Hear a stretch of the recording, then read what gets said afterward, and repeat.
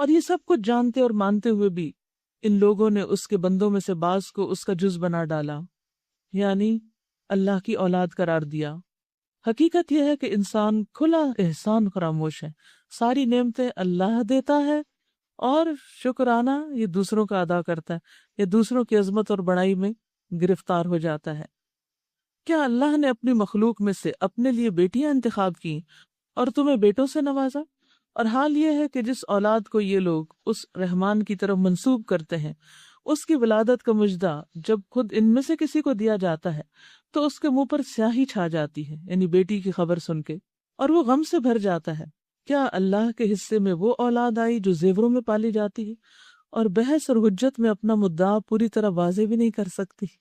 یعنی لڑکیوں کی خاص کوالٹی بتائی جا رہی ہے کہ جب کسی کے ساتھ آرگیومنٹ ہو تو تھوڑی دیر کے بعد رونا شروع کر دیتی، خصوصاً بھائیوں کے مقابلے میں یا ہسبینڈ کے مقابلے میں، اور ان کا ہتھیار آنسو ہے، جس سے دوسروں کا دل پر پگھل جاتا ہے۔ تو اللہ سبحانہ وتعالیٰ فرماتے ہیں کہ اپنے لیے تو تم اسٹرانگر جنس کو منتخب کر رہے ہو، اور اللہ کے لیے جس کو تم اپنی نگاہ میں کچھ نہیں سمجھتے وہ دے رہے ہو۔ وَجَعَلُوا الْمَلَائِكَةَ الَّذِينَ هُمْ عِبَادُ الرَّحْمَنِ إِنَاثًا، انہوں نے فرشتوں کو جو اللہ رحمان کی خاص بندے ہیں عورتیں قرار دے دیا، یہ بھی خود ہی فیصلہ کر لیا۔ اللہ تعالیٰ فرماتے ہیں اَشَهِدُوا خَلْقَهُ، کیا انہوں نے ان کے جسم کی ساخت دیکھی ہے کہ جس سے انہیں پتہ چلا ہو کہ یہ لڑکیاں ہیں؟ ان کی گواہی لکھ لی جائے گی اور انہیں اس کی جواب دہی کرنی ہوگی۔ اس سے یہ پتہ چلتا ہے انسان جو بھی من گڑت جھوٹی باتیں اپنی طرف سے کرتا ہے اس کا اللہ کو حساب دینا ہوگا، اس لیے ہر چیز کو تحقیق کے بعد ہی بیان کیا جائے۔ یہ کہتے ہیں اگر رحمان چاہتا کہ ہم ان کی عبادت نہ کریں تو ہم کبھی ان کو نہ پوچھتے، یہ اس معاملے کی حقیقت کو قطعی نہیں جانتے، محض تیر تکے لڑاتے ہیں۔ کیا ہم نے اس سے پہلے کوئی کتاب ان کو دی تھی جس کی سند اپنی اس ملائکہ پرستی کے لیے اپنے پاس رکھتے ہوں؟ یعنی ہم نے انہیں کوئی دلیل نہیں ایسی دی کہ جس کی وجہ سے یہ فرشتوں کو پوجنے لگے ہیں، نہیں، بلکہ یہ کہتے ہیں کہ ہم نے اپنے باپ دادا کو ایک طریقے پر پایا اور ہم انہی کے نقش قدم پر چل رہے ہیں، وہی اندھی تقلید۔ اسی طرح تم سے پہلے جس بستی میں بھی ہم نے کوئی نذیر بھیجا اس کے کھاتے پیتے لوگوں نے یہی کہا کہ ہم نے اپنے باپ دادا کو ایک طریقے پر پایا ہے اور ہم انہی کے نقش قدم کی پیروی کر رہے ہیں۔ ہر نبی نے ان سے پوچھا کیا تم اسی ڈگر پر چلو گے؟ خواہ میں اس راستے سے زیادہ صحیح راستہ تمہیں بتاؤں جس پر تم نے اپنے باپ دادا کو پایا؟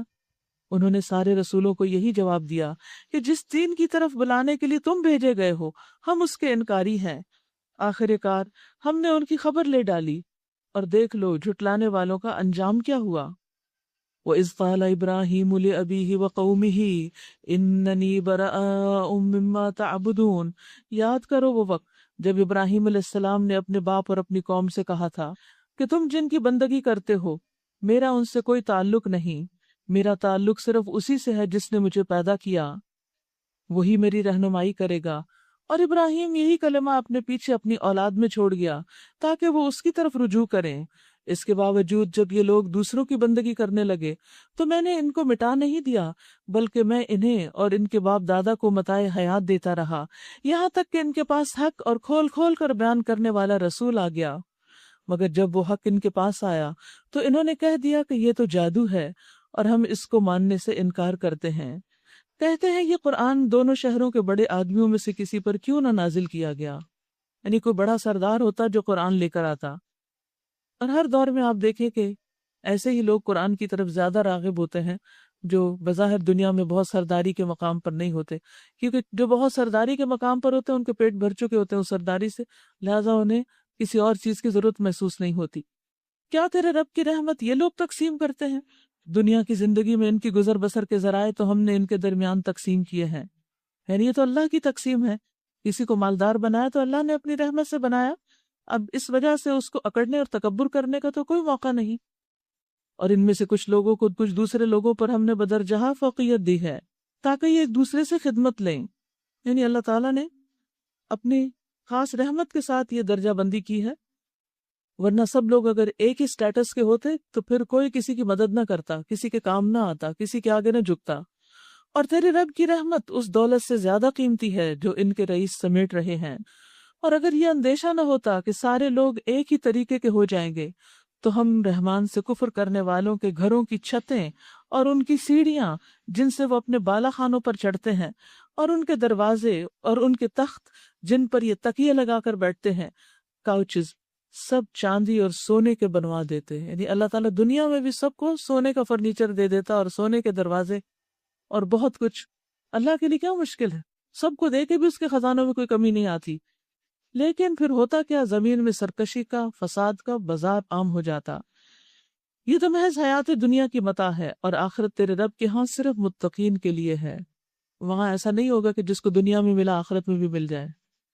وَمَن يَعْشُ عَن ذِكْرِ الرَّحْمَنِ نُقَيِّضْ لَهُ شَيْطَانًا فَهُوَ لَهُ قَرِينٌ۔ جو شخص رحمان کے ذکر سے تغافل برتتا ہے، ہم اس پر ایک شیطان مسلط کر دیتے ہیں اور وہ اس کا دوست بن جاتا ہے۔ انڈر لائن کیجیے صاحب، وَمَن يَعْشُ عَن ذِكْرِ الرَّحْمَنِ نُقَيِّضْ لَهُ شَيْطَانًا فَهُوَ لَهُ قَرِينٌ۔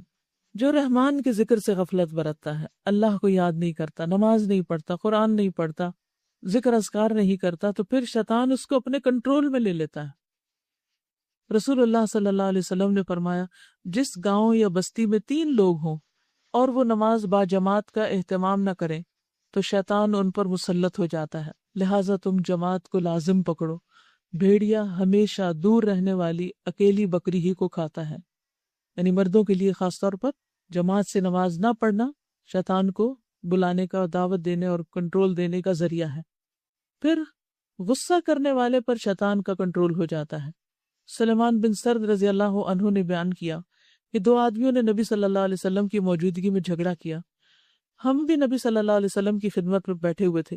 ایک شخص دوسرے کو غصے کی حالت میں گالی دے رہا تھا اور اس کا چہرہ سرخ تھا، تو نبی صلی اللہ علیہ وسلم نے فرمایا کہ میں ایک ایسا کلمہ جانتا ہوں کہ اگر یہ پڑھ دے تو اس کا غصہ چلا جائے، یہ کہے اعوذ باللہ من الشیطان الرجیم۔ صحابہ نے کہا کہ سنتے نہیں ہو کہ نبی صلی اللہ علیہ وسلم کیا فرما رہے ہیں؟ تو اس نے کہا بے شک میں دیوانہ نہیں ہوں۔ یعنی آپ کی بات کو بھی اس نے اس غصے میں پوری طرح سمجھا نہیں اور اس پر عمل نہیں کیا۔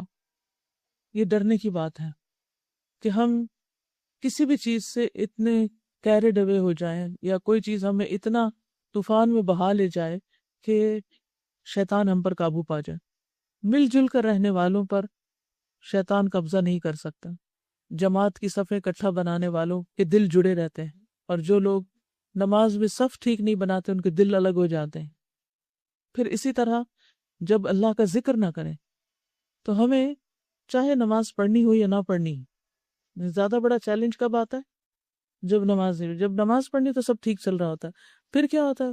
سونے جاگنے کا وقت بھی متاثر ہو جاتا ہے، صبح شام کے اذکار بھی متاثر ہوتے ہیں، اور بھی پھر نیکی کے کاموں میں پھر انسان پیچھے ہونے لگتا ہے۔ تو اس وقت ایکسٹرا ذکر کریں، کیونکہ اس حالت میں ذکر کرنا منع نہیں ہے، اور بھی زیادہ تسبیحات کریں۔ یعنی دن میں 5 اوقات جو نمازوں کے ہوتے ہیں، جب اذان ہو اور لوگ نمازوں کے لیے جا رہے ہوں تو آپ کم از کم کانشیسلی اس وقت اللہ کی تسبیح بیان کریں تاکہ آپ لوزر نہ ہو۔ اور پھر ذکر میں دین کی تعلیم وغیرہ بھی ہے، دین کا سیکھنا سکھانا بھی ذکر کا ایک حصہ ہے۔ تو جو شخص اللہ کی کتاب کو سیکھتا سکھاتا نہیں، اس سے کوئی تعلق نہیں رکھتا، وہ بھی غافلوں میں شمار ہو جاتا ہے، اور پھر اس پر بھی شیطان حاوی ہونے لگتا ہے۔ وَإِنَّهُمْ لَيَصُدُّونَهُمْ عَنِ السَّبِيلِ، وہ شیطان کیا کرتے ہیں؟ ان کو سیدھے راستے سے ہٹاتے ہیں۔ وَيَحْسَبُونَ أَنَّهُمْ مُهْتَدُونَ، اور وہ اپنی جگہ یہ سمجھتے کہ ہم ٹھیک جا رہے ہیں۔ یہ سب سے بڑی مشکل ہے کہ غلط کرنے والے اپنے آپ کو ٹھیک سمجھیں۔ آخر کار جب یہ شخص ہمارے ہاں پہنچے گا تو اپنے شیطان سے کہے گا، کاش میرے اور تیرے درمیان مشرق اور مغرب کا بودھ ہوتا، تو بدترین ساتھی نکلا۔ اس وقت ان لوگوں سے کہا جائے گا کہ جب تم ظلم کر چکے تو آج یہ بات تمہارے لیے کچھ بھی نافع نہیں کہ تم اور تمہارے شیاطین عذاب میں مشترک ہیں۔ اے نبی صلی اللہ علیہ وسلم، کیا اب آپ بہروں کو سنائیں گے یا اندھوں اور سری گمراہی میں پڑے ہوئے لوگوں کو راہ دکھائیں گے؟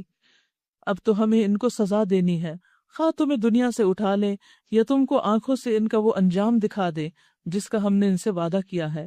ہمیں ان پر پوری قدرت حاصل ہے۔ تم بہرحال اس کتاب کو مضبوطی سے تھامے رہو جو وحی کے ذریعے سے تمہارے پاس بھیجی گئی ہے، یقیناً تم سیدھے راستے پر ہو۔ حقیقت یہ ہے کہ یہ کتاب تمہارے لیے اور تمہاری قوم کے لیے ایک بہت بڑا شرف ہے، اور ان قریب تم لوگوں کو اس کی جواب دہی کرنی ہوگی۔ اس نعمت کا شکرانہ ادا کرنا چاہیے۔ تم سے پہلے ہم نے جتنے رسول بھی بھیجے تھے ان سب سے پوچھ دیکھو، کیا ہم نے رحمان کے سوا کچھ دوسرے معبود بھی مقرر کیے تھے کہ ان کی بندگی کی جائے؟ ہم نے موسیٰ علیہ السلام کو اپنی نشانیوں کے ساتھ فرعون اور اس کے آیان سلطنت کے پاس بھیجا، اور اس نے جا کر کہا کہ میں رب العالمین کا رسول ہوں۔ پھر جب اس نے ہماری نشانیاں ان کے سامنے پیش کی تو وہ ٹھٹھے مارنے لگے، ہنسنے لگے، مذاق اڑانے لگے۔ ہم ایک پر ایک ایسی نشانی ان کو دکھاتے چلے گئے جو پہلی سے بڑھ چڑھ کر تھی، اور ہم نے ان کو عذاب میں دھر لیا تاکہ وہ اپنی روش سے باز آئیں۔ ہر عذاب کے موقع پر وہ کہتے کہ اے ساحر، اپنے رب کی طرف سے جو منصب تجھے حاصل ہے اس کی بنا پر ہمارے لیے اس سے دعا کر، یہ بھی تکبر سے کہ تم اللہ سے دعا کرو ہمارے لیے، ہم ضرور راہ راست پر آ جائیں گے۔ مگر جو ہی کہ ہم ان پر سے عذاب ہٹا دیتے وہ اپنی بات سے پھر جاتے، پھر وعدہ خلافی کرتے۔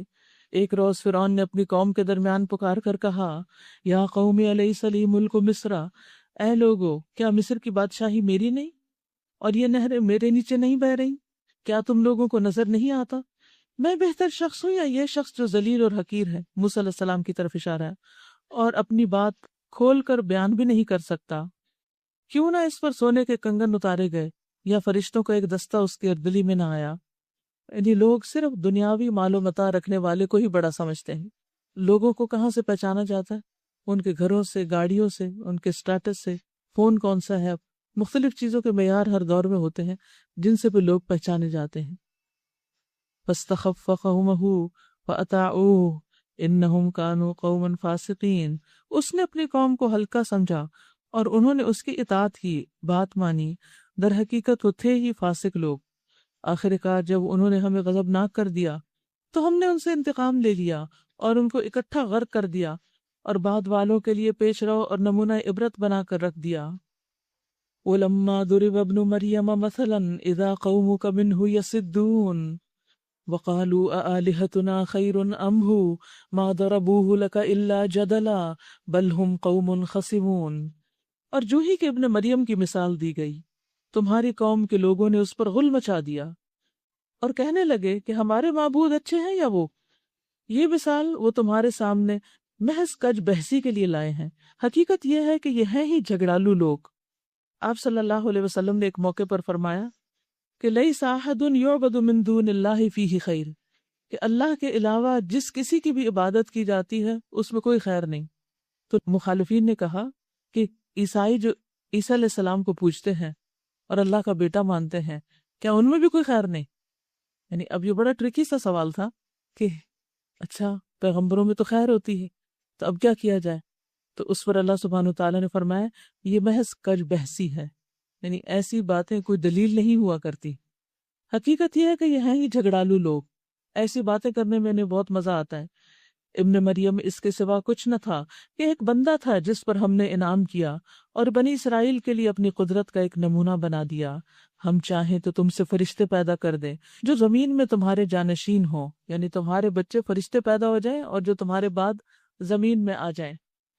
وَإِنَّهُ لَعِلْمٌ لِلسَّاعَةِ فَلَا تَمْتَرُنَّ بِهَا وَاتَّبِعُونِ هَذَا صِرَاطٌ مُسْتَقِيمٌ وَلَا يَصُدَّنَّكُمُ الشَّيْطَانُ إِنَّهُ لَكُمْ عَدُوٌّ مُبِينٌ۔ اور وہ دراصل قیامت کی ایک نشانی ہے۔ کون؟ عیسیٰ علیہ السلام، یعنی عیسیٰ علیہ السلام کا دوبارہ آنا بھی قرب قیامت میں ہوگا۔ بس تم اس میں شک نہ کرو اور میری بات مان لو، یہی سیدھا راستہ ہے۔ یعنی پھر جب انہوں نے اس طرح کی بات کی تو اللہ تعالیٰ نے عیسیٰ علیہ السلام کی خاص شان بیان کر دی کہ اللہ تعالیٰ ان کو کیسے اعزاز عطا کریں گے۔ ایسا نہ ہو کہ شیطان تم کو اس سے روک دے کہ وہ تمہارا کھلا دشمن ہے۔ اور جب عیسیٰ علیہ السلام سری نشانیاں لیے ہوئے آئے تھے تو اس نے کہا تھا کہ میں تم لوگوں کے پاس حکمت لے کر آیا ہوں، اور اس لیے آیا ہوں کہ تم پر بعض ان باتوں کی حقیقت کھول دوں جن میں تم اختلاف کر رہے ہو، لہٰذا تم اللہ سے ڈرو اور میری اطاعت کرو۔ حقیقت یہ ہے کہ اللہ ہی میرا رب ہے اور تمہارا رب بھی، اسی کی تم عبادت کرو، یہی سیدھا راستہ ہے۔ مگر اس کی اس صاف تعلیم کے باوجود گروہوں نے آپس میں اختلاف کیا، بس تباہی ہے ان لوگوں کے لیے جنہوں نے ظلم کیا ایک دردناک عذاب کے دن سے۔ هل ينظرون الا الساعة ان تأتيهم بغتة وهم لا يشعرون۔ کیا یہ لوگ بس اب اس چیز کے منتظر ہیں کہ اچانک ان پر قیامت آ جائے اور انہیں خبر بھی نہ ہو؟ وہ دن جب آئے گا تو متقین کو چھوڑ کر باقی سب دوست ایک دوسرے کے دشمن ہو جائیں گے۔ الأخلاء يومئذ بعضهم لبعض عدو إلا المتقين۔ تو یاد رکھیے دوستی کی بنیاد صرف ایمان اور تقوی ہونی چاہیے، ورنہ یہ دوستی عارضی ہے، صرف دنیا کی حد تک ہے، آخرت میں ساتھ نہ دے گی۔ جندب رضی اللہ عنہ فرماتے ہیں کہ میں نے رسول اللہ صلی اللہ علیہ وسلم سے آپ کے وصال یعنی وفات سے 5 دن پہلے آپ سے سنا تھا، آپ فرما رہے تھے کہ میں اللہ تعالیٰ کے سامنے اس چیز سے بری ہوں کہ تم میں سے کسی کو اپنا دوست بناؤں، کیونکہ اللہ تعالیٰ نے مجھے اپنا خلیل بنایا ہے، جیسا کہ اس نے ابراہیم علیہ السلام کو اپنا خلیل بنایا۔ اگر میں اپنی امت میں سے کسی کو اپنا خلیل بناتا تو ضرور ابو بکر کو بناتا ہے۔ یعنی اس سے کیا پتہ چلتا ہے کہ آپ کی دوستی کا معیار کیا تھا؟ تقوی۔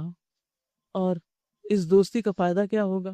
یعنی جہاں غیر اللہ کے نام پر یا کسی اور مقصد کے لیے دوستی کا نقصان ہے، وہاں اللہ کے نام پر کی ہوئی دوستی کا فائدہ ہے۔ رسول اللہ صلی اللہ علیہ وسلم نے فرمایا، اللہ تعالیٰ قیامت کے دن فرمائے گا، کہاں ہیں آپس میں محبت کرنے والے؟ میرے جلال کی قسم، آج کے دن میں ان کو اپنے سائے میں رکھوں گا، جس دن میرے سائے کے علاوہ کوئی سایہ نہ ہوگا۔ تو اس لیے دوستی کے معاملے میں بہت کیئرفل رہنا چاہیے۔ اگر کسی ایسے شخص سے دوستی ہے جو خدا سے نہیں ڈرتا تو دوستی چھوڑ دے، ورنہ وہ آپ کو بھی ایک دن بھٹکا کے لے جائے گا، بہا کے لے جائے گا۔ یا عباد لا خوف علیکم اليوم ولا انتم تحزنون۔ اس روز ان لوگوں سے جو ہماری آیات پر ایمان لائے تھے اور مطیع فرما بن کر رہے تھے کہا جائے گا، اے میرے بندو، آج تمہارے لیے کوئی خوف نہیں اور نہ تمہیں کوئی غم لاحق ہوگا، داخل ہو جاؤ جنت میں، تم اور تمہاری بیویاں، تمہیں خوش کر دیا جائے گا۔ ان کے آگے سونے کے تھال اور ساغر گردش کرائے جائیں گے، اور ہر من بھاتی اور نگاہوں کو لذت دینے والی چیز وہاں موجود ہوگی۔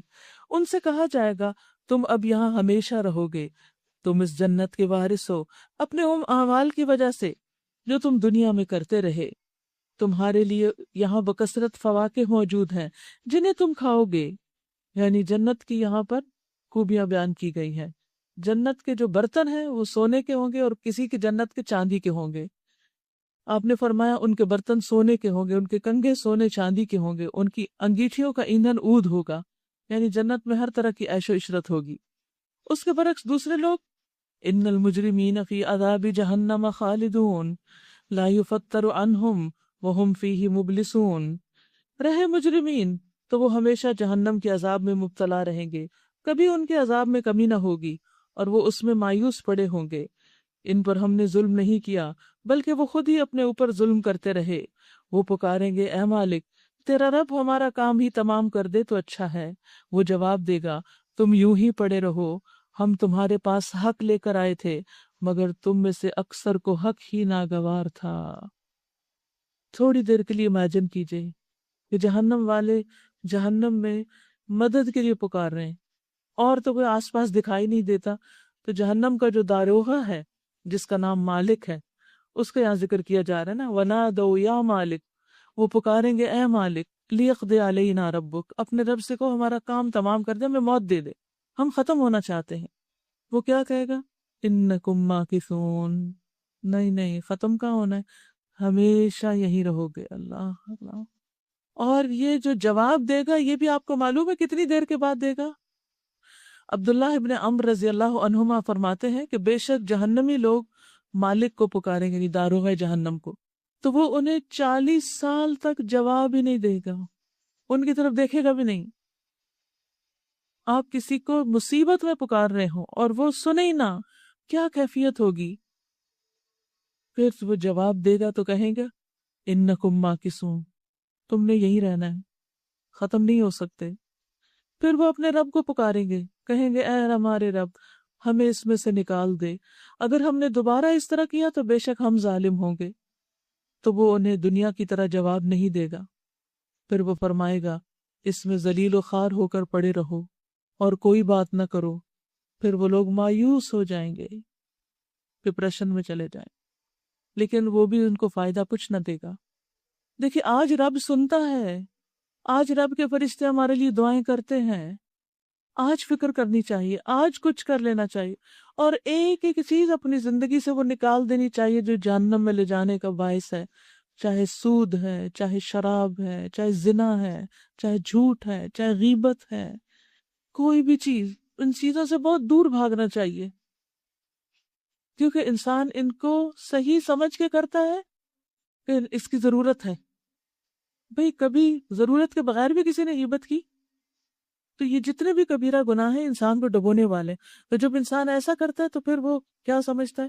جسٹیفائی کر لیتا ہے اپنے آپ کو کہ میں تو بالکل صحیح کر رہا ہوں، وہ توبہ بھی نہیں کرتا۔ جو اپنے غلط عمل کو صحیح سمجھتا ہے وہ توبہ نہیں کرتا، اور جو توبہ نہیں کرتا وہ پھر سزا بھگتے گا۔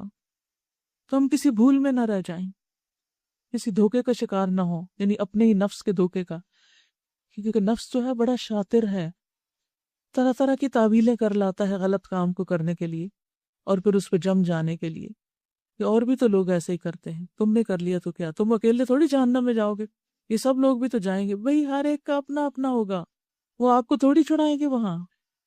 اصل بات یہ کہ ہم آخرت پر ایمان ہی پوری طرح نہیں رکھتے، اس کو سچ نہیں سمجھتے۔ اگر سچ سمجھے تو واقعی ہمارے اندر تقوی آ جائے۔ لقد جئناکم بالحق، البتہ تحقیق ہم تمہارے پاس حق لے کر آئے تھے، ولیکن اکثرکم للحق کارہون، لیکن تمہاری اکثریت حق کو ہی ناپسند کرنے والی تھی۔ آج بھی آپ دیکھیں کہ لوگوں کو حق پسند نہیں آتا، سچی بات نہیں اچھی لگتی ان کو، اسی لیے عموماً لوگ دوسرے کے منہ پہ سچی بات کرتے بھی نہیں۔ پھر کیا ان لوگوں نے کوئی اقدام کرنے کا فیصلہ کر لیا ہے؟ اچھا، تو ہم بھی پھر ایک فیصلہ کیے دیتے ہیں۔ کیا انہوں نے یہ سمجھ رکھا ہے کہ ہم ان کی راز کی باتیں اور ان کی سرگوشیاں سنتے نہیں ہیں؟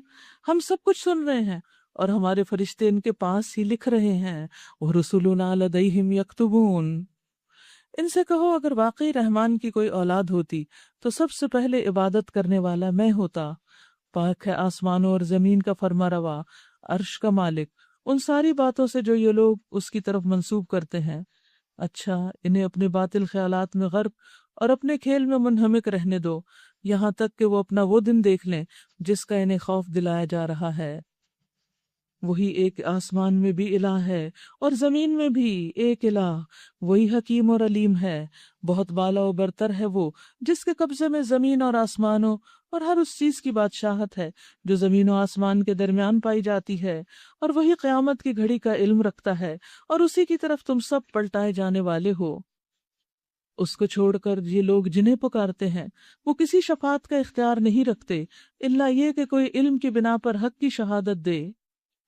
اور اگر تم ان سے پوچھو کہ انہیں کس نے پیدا کیا تو یہ خود کہیں گے کہ اللہ نے، پھر کہاں سے دھوکہ کھا رہے ہیں۔ قسم ہے رسول کے اس قول کی کہ اے رب یہ لوگ ہیں جو مان کر نہیں دیتے۔ فاصفح عنہم وقل سلام فسوف یعلمون۔ اچھا اے نبی صلی اللہ علیہ وسلم ان سے درگزر کیجئے اور کہہ دیجئے کہ سلام ہے تمہیں، ان قریب انہیں معلوم ہو جائے گا کہ حقیقت کیا ہے۔ سورۃ الدخان۔ سورۃ الدخان مکی سورت ہے۔ بسم اللہ الرحمن الرحیم۔ حامیم والکتاب المبین، انا انزلناہ فی لیلۃ مبارکۃ انا کنا منذرین فیہا یفرق کل امر حکیم امرا من عندنا انا کنا مرسلین۔ حامیم، قسم ہے اس کتاب مبین کی کہ ہم نے اسے ایک بڑی خیر و برکت والی رات میں نازل کیا ہے، کیونکہ ہم لوگوں کو متنبہ کرنے کا ارادہ رکھتے تھے۔ یہ وہ رات تھی جس میں ہر معاملے کا حکیمانہ فیصلہ ہمارے حکم سے صادر کیا جاتا ہے۔ ہم ایک رسول بھیجنے والے تھے تیرے رب کی رحمت کے طور پر، یقیناً وہی سب کچھ سننے اور جاننے والا ہے۔ یہاں اس رات کا ذکر کیا گیا ہے جس میں قرآن مجید نازل کیا گیا، اور وہ رات ہے رمضان کی ایک رات، شعبان کی نہیں۔ حدیث میں آتا ہے ابراہیم علیہ السلام کے صحیفے رمضان کی پہلی رات نازل ہوئے، تورات 6 رمضان کو، انجیل رمضان کے 13 دن گزرنے کے بعد 14ویں تاریخ کو، زبور 29 رمضان کو، اور قرآن 24 دن گزرنے کے بعد یعنی 25ویں رات کو۔ تو یہی رات جس میں قرآن نازل ہوا اسی کو لیلۃ مبارکہ کہا جا رہا ہے، اور اس رات میں ہر اہم معاملے کا فیصلہ بھی کیا جاتا ہے۔ اسے لیلۃ القدر بھی کہا جاتا ہے۔ بعض لوگوں نے اسے شعبان کی 15ویں تاریخ قرار دیا ہے، جو کہ درست نہیں ہے۔ اس کی تفصیل معلوم کرنے کے لیے پیمفلٹ چھاپا گیا، کیونکہ جب بھی یہ حکم بتایا جاتا ہے لوگوں کے اندر ایک کھلبلی مچ جاتی، تو پھر وہ اتنی ساری حدیثیں ہیں کہ اس رات قسمتوں کے فیصلے ہوتے ہیں اور پوری رات جا کے عبادت کرنی چاہیے اور نوافل پڑھنے چاہیے، تو ان سب باتوں کی حقیقت کیا ہے؟ تو اس کی حقیقت شعبان المعظم کے اس کتابچے میں موجود ہے، آپ تفصیلات پڑھ سکتے ہیں۔ اللہ سبحانہ تعالیٰ نے اس رات یعنی قرآن مجید کیوں اتارا؟ کیونکہ اللہ تعالیٰ رسول بھیجنے والے تھے اور بندوں کی ہدایت کا سامان کرنے والے تھے۔ یہ کتاب بندوں کو راہ دکھانے کے لیے آئی ہے۔ آسمان و زمین کا رب، ہر اس چیز کا رب جو آسمان و زمین کے درمیان ہے، اگر تم لوگ واقعی یقین رکھنے والے ہو، کوئی معبود اس کے سوا نہیں، وہی زندگی عطا کرتا ہے، وہی موت دیتا ہے، تمہارا رب اور تمہارے ان پہلوں کا رب جو پہلے گزر چکے ہیں، مگر فی الواقع ان لوگوں کو یقین نہیں، بلکہ یہ اپنے شک میں پڑے کھیل رہے ہیں۔ یعنی آخرت جیسی سنجیدہ حقیقت کے بارے میں سوچنے، سمجھنے، جاننے اور اس کے مطابق اپنے عمل کو بدلنے کی بجائے اس کے بارے میں غفلت کا شکار ہیں، اور اسی وجہ سے یہ دنیا انجوائے کر رہے ہیں۔ فَارْتَقِبْ يَوْمَ تَأْتِي السَّمَاءُ بِدُخَانٍ مُبِينٍ، اچھا انتظار کرو اس دن کا جب آسمان صریح دھواں لیے ہوئے آئے گا اور وہ ان لوگوں پر چھا جائے گا، یہ ہے دردناک سزا۔ اب کہتے ہیں کہ پروردگار ہم پر سے یہ عذاب ٹال دے، ہم ایمان لاتے ہیں۔ ان کی غفلت کہاں دور ہوتی ہے؟ ان کا حال تو یہ ہے کہ ان کے پاس رسول مبین آ گیا ہے، یعنی جو حق کو کھول کے بیان کرتا ہے، پھر بھی یہ اس کی طرف ملتفت نہ ہوئے اور کہا یہ تو سکھایا پڑھایا باولا ہے، یعنی پیغمبر کو نعوذ باللہ اس طرح کی خطاب دے رہے ہیں۔ ہم ذرا عذاب ہٹائے دیتے ہیں، تم لوگ پھر وہی کچھ کرو گے جو پہلے کر رہے تھے۔ جس روز ہم بڑی ضرب لگائیں گے، اشارہ ہے جنگ بدر کی طرف، وہ دن ہوگا جب ہم تم سے انتقام لیں گے۔ وَلَقَدْ فَتَنَّا قَبْلَهُمْ قَوْمَ فِرْعَوْنَ وَجَاءَهُمْ رَسُولٌ كَرِيمٌ، ہم ان سے پہلے فرعون کی قوم کو اسی آزمائش میں ڈال چکے ہیں۔ ان کے پاس ایک نہایت شریف رسول آیا، موسیٰ علیہ السلام، اور اس نے کہا اللہ کے بندوں کو میرے حوالے کر دو، بنی اسرائیل کو آزاد کر دو، میں تمہارے لیے ایک امانت دار رسول ہوں، اللہ کے مقابلے میں سرکشی نہ کرو، میں تمہارے سامنے اپنی ماموریت کی صریح سند پیش کرتا ہوں، اور میں اپنے رب اور تمہارے رب کی پناہ لے چکا ہوں اس سے کہ تم مجھ پر حملہ آور ہو۔ اب اگر تم میری بات نہیں مانتے تو مجھ پر ہاتھ ڈالنے سے باز رہو۔ آخرکار اس نے اپنے رب کو پکارا کہ یہ لوگ مجرم ہیں۔ جواب دیا گیا اچھا تو راتوں رات میرے بندوں کو لے کر چل پڑو، تم لوگوں کا پیچھا کیا جائے گا، سمندر کو اس کے حال پر کھلا چھوڑ دو، وَاتْرُكِ الْبَحْرَ رَهْوًا إِنَّهُمْ جُنْدٌ مُغْرَقُونَ، یہ سارا لشکر غرق ہونے والا ہے۔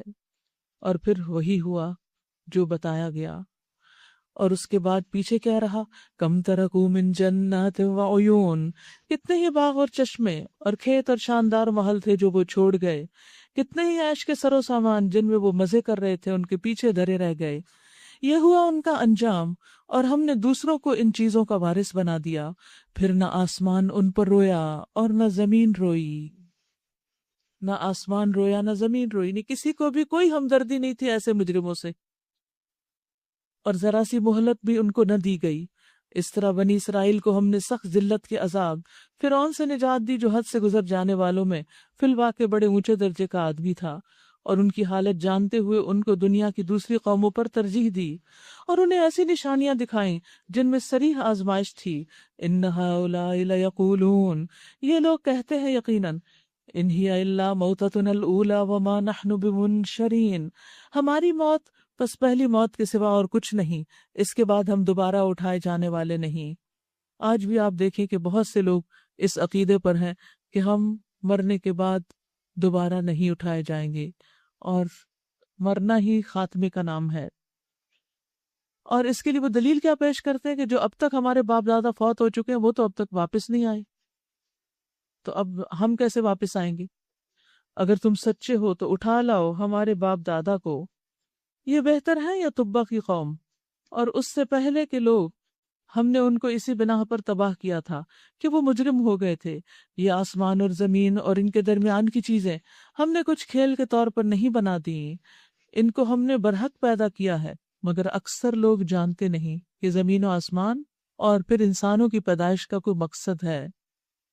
ان سب کے اٹھائے جانے کے لیے طے شدہ وقت فیصلے کا دن ہے، وہ دن جب کوئی عزیز قریب اپنے کسی عزیز قریب کے کچھ بھی کام نہ آئے گا، اور نہ کہیں سے انہیں کوئی مدد پہنچے گی سوائے اس کے کہ اللہ ہی کسی پر رحم کرے، وہ زبردست اور رحیم ہے۔ ان شجرۃ الزقوم طعام الاثیم کالمہل یغلی فی البطون کغلی الحمیم خذوہ فاعتلوہ الی سواء الجحیم۔ استغفر اللہ۔ زقوم کا درخت انتہائی کڑوا درخت، تھور کا درخت، گناہگار کا کھاجا ہوگا، تیل کے تلچھٹ جیسا، پیٹ میں اس طرح جوش کھائے گا جیسے کھولتا ہوا پانی ابلتا ہو۔ پکڑو اسے اور رگیدتے ہوئے لے جاؤ اس کو جہنم کے بیچوں بیچ، اور انڈیل دو اس کے سر پر کھولتے پانی کا عذاب، چکھو اس کا مزہ، بڑا زبردست عزت دار آدمی ہے تو۔ یہ اس کی سزا ہے جو انا کی خاطر، عزت کی خاطر غلط کام کرتا رہا۔ یہ وہ چیز ہے جس کے آنے میں تم لوگ شک رکھتے تھے۔ یہ جو کھولتے ہوئے پانی کا عذاب ہے، یہ کوئی معمولی چیز نہیں ہے۔ کبھی آپ نے ٹیپ کھولی اور ایک دم ابلتا پانی آ گیا، ایسا کوئی وقت یاد کریں، یا ابلتے پانی کی بھاپ ہی پڑ گئی ہو، کتنا تکلیف دہ لمحہ ہوتا ہے۔ یہاں پر جہنمیوں کی ایک ایسی قسم بتائی جا رہی ہے جن کے سر پہ ابلتا ہوا پانی ڈالا جائے گا مزید عذاب کے طور پر، کیونکہ یہ بہت تکبر والا شخص تھا۔ ضحاک کہتے ہیں جو شخص شراب کا عادی رہا ہو، شراب کا عادی، اور اسی حال میں مر گیا، توبہ نہیں کی، جب وہ دنیا سے رخصت ہوگا تو اس کے چہرے پر گرم پانی ڈالا جائے گا، یعنی اس کی جان نکالتے ہوئے بھی، کیونکہ انسان کو نظر نہیں آتا، لیکن نافرمانی کی سزا سخت ہے، تو انسان کو ڈرتے ہوئے توبہ کرتے ہوئے زندگی بسر کرنی چاہیے۔ ان المتقین فی مقام امین، بے شک متقی لوگ امن والی جگہ میں ہوں گے، باغوں اور چشموں میں حریر و دیبا کے لباس پہنے آمنے سامنے بیٹھے ہوں گے، یہ ہوگی ان کی شان، اور ہم گوری گوری آہو چشم عورتیں ان سے بیاہ دیں گے، وہاں وہ اطمینان سے ہر طرح کی لذیذ چیزیں طلب کریں گے، وہاں موت کا مزہ وہ کبھی نہ چکھیں گے، بس دنیا میں جو موت آ چکی سو آ چکی، اور اللہ اپنے فضل سے ان کو جہنم کے عذاب سے بچا دے گا، یہی بہت بڑی کامیابی ہے۔ اے نبی صلی اللہ علیہ وسلم، ہم نے اس کتاب کو تمہاری زبان میں آسان بنا دیا ہے تاکہ یہ لوگ نصیحت حاصل کریں، اب تم بھی انتظار کرو، یہ بھی منتظر ہیں، فرتقب انہم مرتقبون، کہ کامیابی کس کی ہوتی ہے۔ سورۃ الجاسیہ۔ سورۃ الجاسیہ مکی سورت ہے۔ بسم اللہ الرحمن الرحیم۔ حامیم تنزیل الکتاب من اللہ العزیز الحکیم۔ حامیم، اس کتاب کا نزول اللہ کی طرف سے ہے جو زبردست اور حکیم ہے۔ حقیقت یہ ہے کہ آسمانوں اور زمین میں بے شمار نشانیاں ہیں ایمان لانے والوں کے لیے، اور تمہاری اپنی پیدائش میں اور ان حیوانات میں جن کو اللہ زمین میں پھیلا رہا ہے، بڑی نشانیاں ہیں ان لوگوں کے لیے جو یقین لانے والے ہیں، اور شب و روز کے فرق اور اختلاف میں، اور اس رزق میں جسے اللہ آسمان سے نازل فرماتا ہے، پھر اس کے ذریعے سے مردہ زمین کو جلا اٹھاتا ہے، اور ہواؤں کی گردش میں بہت نشانیاں ہیں ان لوگوں کے لیے جو عقل سے کام لیتے ہیں۔ یہ اللہ کی نشانیاں ہیں جنہیں ہم تمہارے سامنے ٹھیک ٹھیک بیان کر رہے ہیں۔ اب آخر اللہ اور اس کی آیات کے بعد اور کون سی بات ہے جس پر یہ لوگ ایمان لائیں گے؟ وَيْلٌ لِكُلِّ أَفَّاكٍ أَثِيمٍ يَسْمَعُ آيَاتِ اللَّهِ تُتْلَى عَلَيْهِ ثُمَّ يُصِرُّ مُسْتَكْبِرًا۔ تباہی ہے ہر اس جھوٹے بد اعمال شخص کے لیے جس کے سامنے اللہ کی آیات پڑھی جاتی ہیں اور وہ ان کو سنتا ہے، پھر پورے استکبار کے ساتھ اپنے کفر پر اس طرح اڑا رہتا ہے کہ گویا اس نے ان کو سنا ہی نہ تھا۔ ایسے شخص کو دردناک عذاب کا مژدہ سنا دو۔ ہماری آیات میں سے کوئی بات جب اس کے علم میں آتی ہے تو وہ ان کا مذاق بنا لیتا ہے۔ ایسے سب لوگوں کے لیے ذلت کا عذاب ہے، ان کے آگے جہنم ہے۔ جو کچھ بھی انہوں نے دنیا میں کمایا اس میں سے کوئی چیز ان کے کسی کام نہ آئے گی، نہ ان کے وہ سرپرست ہی ان کے لیے کچھ کر سکیں گے جنہیں اللہ کو چھوڑ کر انہوں نے اپنا ولی بنا رکھا ہے، ان کے لیے بڑا عذاب ہے۔ یہاں اس شخص کی سزا بتائی گئی ہے جو اللہ کے کلام کے مقابلے میں تکبر کرتا ہے۔ آپ نے دیکھا ہوگا کہ قرآن مجید میں موسیٰ علیہ السلام اور فرعون کا واقعہ سب سے زیادہ آتا ہے، ہر پارے میں وہ واقعہ، تک کہ 30ویں پارے میں بھی اس کا ذکر ہے۔ کیا وجہ ہے؟ فرعون کا تکبر، حق کو قبول نہ کرنا، سرکشی، اللہ سبحانہ وتعالیٰ کے مقابلے میں خود کو خدا سمجھنا، لوگوں کو غلام بنا کے رکھنا، اپنے کنٹرول میں رکھنا، اور کسی خیر اور حق کی بات پہ جھک کے نہ دینا، اور جو مخالفت کرے اس کو سزا دینا شروع کر دینا۔ یہ ساری متکبرانہ علامات، اتنے بڑے بڑے معجزے دکھائے گئے، اتنی نشانیاں دی گئی موسیٰ علیہ السلام کو، کسی ایک بات کو بھی وہ نہیں مانا۔ تو ایسے لوگ، یعنی فرعونیت رکھنے والے لوگ، جن کے اندر اکڑ ہو، جن کے اندر جھکنے کی کوئی صلاحیت نہ ہو، جو اللہ کی آیات سن کے مذاق اڑا دیں، ان کے لیے دردناک عذاب ہے۔ وہ فرعون کی روش پہ چل رہے ہیں، اور اللہ سبحانہ وتعالیٰ کو تکبر سخت ناپسند ہے۔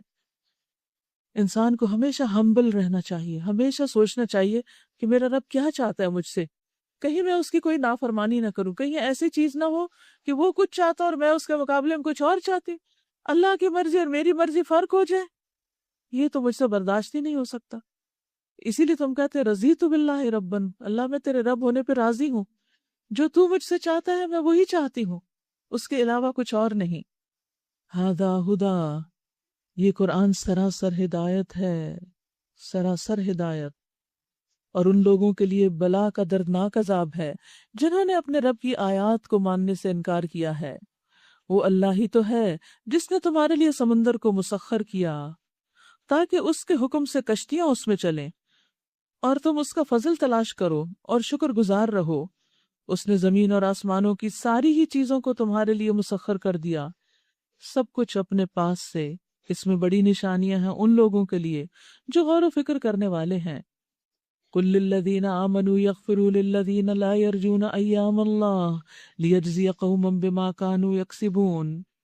اے نبی صلی اللہ علیہ وسلم، ایمان لانے والوں سے کہہ دیجئے کہ جو لوگ اللہ کی طرف سے برے دن آنے کا کوئی اندیشہ نہیں رکھتے، ان کی حرکتوں پر درگزر سے کام لیں، ان کو اگنور کر دیں، تاکہ اللہ خود ایک گروہ کو اس کی کمائی کا بدلہ دے۔ جو کوئی نیک عمل کرے گا اپنے ہی لیے کرے گا، اور جو برائی کرے گا وہ آپ ہی اس کا خمیازہ بھگتے گا، پھر جانا تو سب کو اپنے رب ہی کی طرف ہے۔ اس سے پہلے بنی اسرائیل کو ہم نے کتاب اور حکم اور نبوت عطا کی تھی، ان کو ہم نے عمدہ سامان زیست سے نوازا، یعنی دنیا میں اچھے رہن سہن کے مواقع دیے، دنیا بھر کے لوگوں پر انہیں فضیلت عطا کی، دین کے معاملے میں انہیں واضح ہدایات دے دی۔ پھر جو اختلاف ان کے درمیان رونما ہوا وہ ناواقفیت کی وجہ سے نہیں بلکہ علم آ جانے کے بعد ہوا، اور اس بنا پر ہوا کہ وہ آپس میں ایک دوسرے پر زیادتیاں کرنا چاہتے تھے۔ اللہ قیامت کے روز ان معاملات کا فیصلہ فرما دے گا جن میں وہ اختلاف کرتے رہے ہیں۔ اس کے بعد اب اے نبی صلی اللہ علیہ وسلم، ہم نے تم کو دین کے معاملے میں ایک صاف شاہراہ شریعت پر قائم کیا ہے، لہٰذا تم اسی پر چلو اور ان لوگوں کی خواہشات کا اتباع نہ کرو جو علم نہیں رکھتے، اللہ کے مقابلے میں وہ تمہارے کچھ بھی کام نہیں آ سکتے۔ ظالم لوگ ایک دوسرے کے ساتھی ہیں اور متقیوں کا ساتھی اللہ ہے۔ یہ بصیرت کی روشنیاں سب لوگوں کے لیے اور ہدایت اور رحمت ان لوگوں کے لیے جو یقین کریں۔ ھذا بصائر للناس وہدی ورحمۃ لقوم یوقنون۔ تو یقین لانا ضروری ہوتا ہے ہدایت اور رحمت پانے کے لیے۔ بات ایک ہی ہوتی ہے لیکن ہر ایک پر مختلف طرح اثر کرتی۔ مثلا جو شخص جہنم کا یقین رکھتا ہے اور برے اعمال پر سزا کا یقین رکھتا ہے، وہ جب جہنم کے بارے میں پڑھتا ہے تو اس کے رونگٹے کھڑے ہو جاتے ہیں، لیکن دوسرا جو یقین نہیں رکھتا اس کے لیے بس ایک انفارمیشن ہوتی ہے جو پاس ہو جاتی ہے اس کو۔ ام حسب الذین اجترحوا السیئات ان نجعلہم کالذین آمنوا وعملوا الصالحات سواء محیاہم ومماتہم ساء ما یحکمون۔ کیا وہ لوگ جنہوں نے برائیوں کا ارتکاب کیا ہے یہ سمجھے بیٹھے ہیں کہ ہم انہیں اور ایمان لانے والوں اور نیک عمل کرنے والوں کو ایک جیسا کر دیں گے، ان کا جینا اور مرنا یکساں ہو جائے؟ بہت برے حکم ہیں جو یہ لگاتے ہیں، یعنی برابر نہیں ہو سکتے اچھے اور برے لوگ۔ اللہ نے تو آسمانوں اور زمین کو برحق پیدا کیا ہے، اور اس لیے کیا ہے کہ ہر متنفس کو اس کی کمائی کا بدلہ دیا جائے۔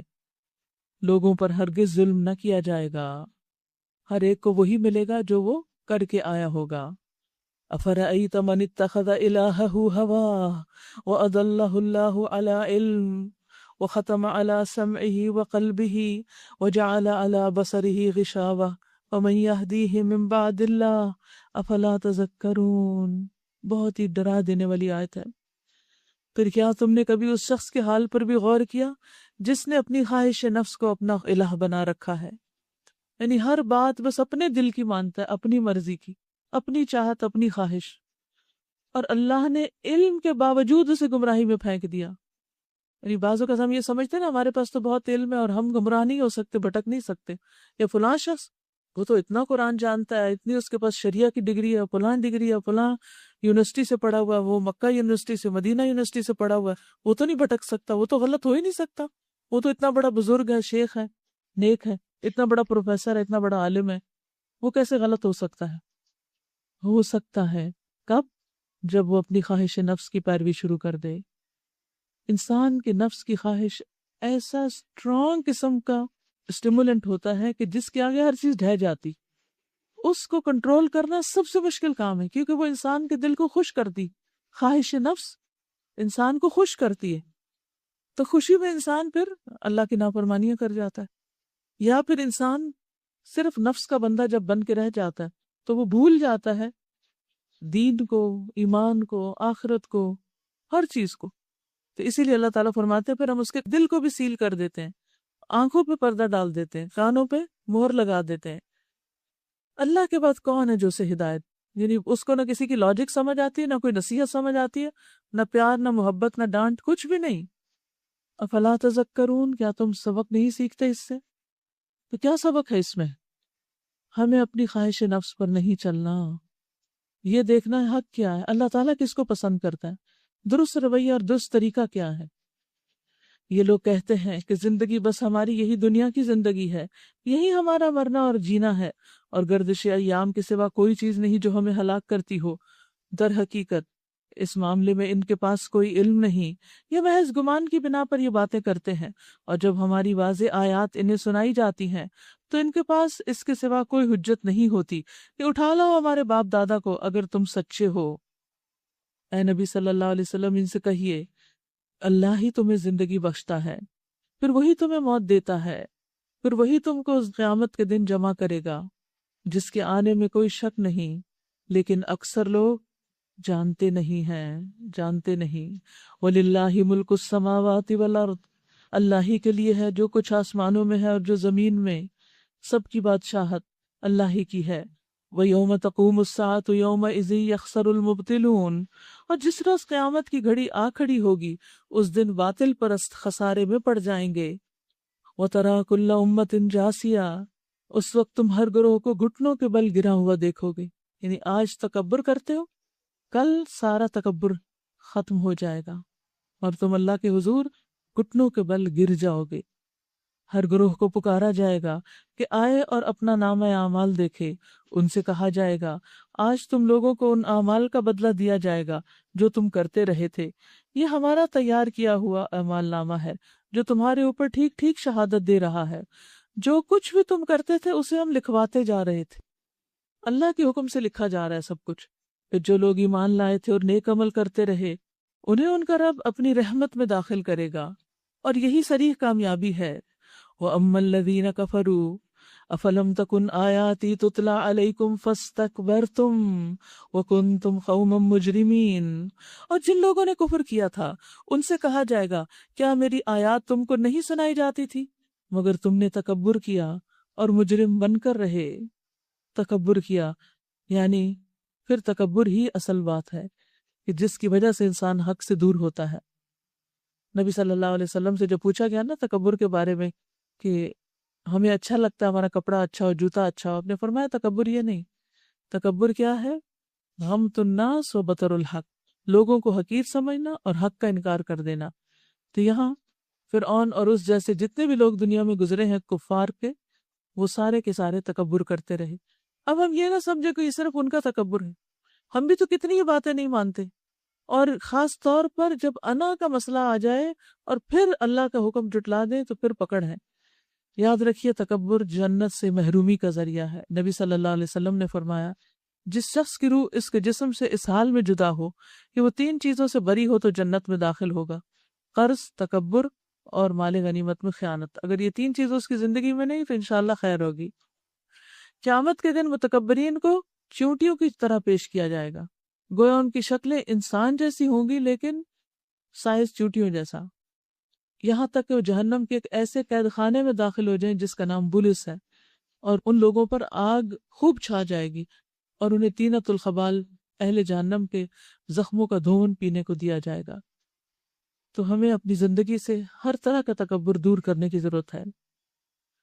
وَإِذَا قِيلَ لَهُمْ إِنَّ وَعْدَ اللَّهِ حَقٌّ، اور جب کہا جاتا کہ اللہ کا وعدہ برحق ہے اور قیامت کے آنے میں کوئی شک نہیں، تو تم کہتے تھے کہ ہم نہیں جانتے قیامت کیا ہوتی ہے، ہم تو بس ایک گمان سا رکھتے ہیں، یقین ہم کو نہیں ہے۔ اس وقت ان پر ان کے اعمال کی برائیاں کھل جائیں گی، یعنی سزا سامنے آ جائے گی، اور وہ اسی چیز کے پھیر میں آ جائیں گے جس کا وہ مذاق اڑایا کرتے تھے، اور ان سے کہہ دیا جائے گا۔ یاد رکھیے، مذاق اڑانا بھی تکبر کی علامت ہوتی ہے، انسان دوسرے کو حقیر سمجھ کے اس کا مذاق کر رہا ہوتا ہے۔ اور ان سے کہہ دیا جائے گا، آج ہم بھی اسی طرح تمہیں بھلائے دیتے ہیں جس طرح تم اس دن کی ملاقات کو بھول گئے تھے، تمہارا ٹھکانہ اب دوزخ ہے اور کوئی تمہاری مدد کرنے والا نہیں۔